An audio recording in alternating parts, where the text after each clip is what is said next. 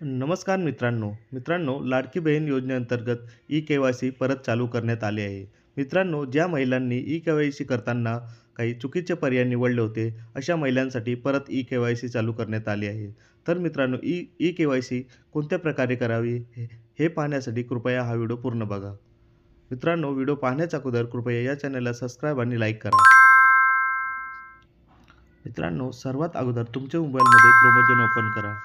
क्रोमोझोन open केल्यानंतर या ठिकाणी लाडकी बहीण डॉट महाराष्ट्र नावाची एक वेबसाईट आहे, ती ओपन करा. तर मित्रांनो, या वेबसाईटची लिंक माझ्या खालील डिस्क्रिप्शन बॉक्समध्ये दिलेली आहे. तिथं जाऊन तुम्ही डायरेक्ट सर्च करू शकता.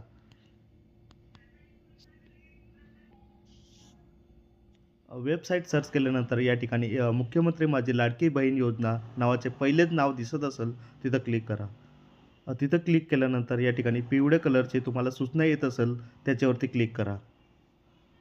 त्याच्यावरती क्लिक केल्यानंतर या ठिकाणी तुम्हाला अशा प्रकारचे एक पेज ओपन होईल. तर मित्रांनो, या ठिकाणी लाभार्थीचे आधार क्रमांक या ठिकाणी टाका. आधार क्रमांक टाकल्यानंतर या ठिकाणी खाली एक कॅप्चा दिलेला असतो. तो कॅप्चा कोड या ठिकाणी टाका.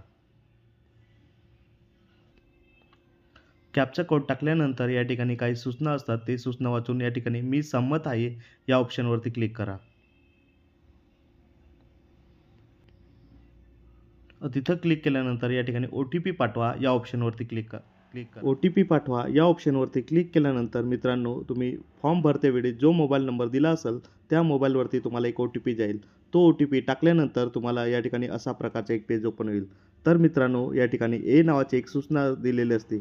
ती म्हणजे माझ्या कुटुंबातील सदस्य नियमित कायम कर्मचारी म्हणून सरकारी सरकारी किंवा राज्य सरकारच्या स्थानिक संस्थेच्या कार्यरत असेल, या ठिकाणी मित्रांनो नाही हे ऑप्शन निवडा. तर मित्रांनो, या ठिकाणी बी नावाची एक सूचना आहे, तिथं पण तुम्ही नाही हे ऑप्शन निवडा. ते निवडल्यानंतर या ठिकाणी एक बॉक्स दिलेला असतो, तिथं क्लिक करून सबमिट या ऑप्शनवरती क्लिक करा. अशा प्रकारे मित्रांनो तुम्ही तुमची लाडकी बहिणीची तुम्ही ई-के-वाय-सी करू शकता. तर मित्रांनो, हा जर व्हिडिओ आवडला असेल तर कृपया या चॅनलला सबस्क्राईब आणि लाईक करायला विसरू नका.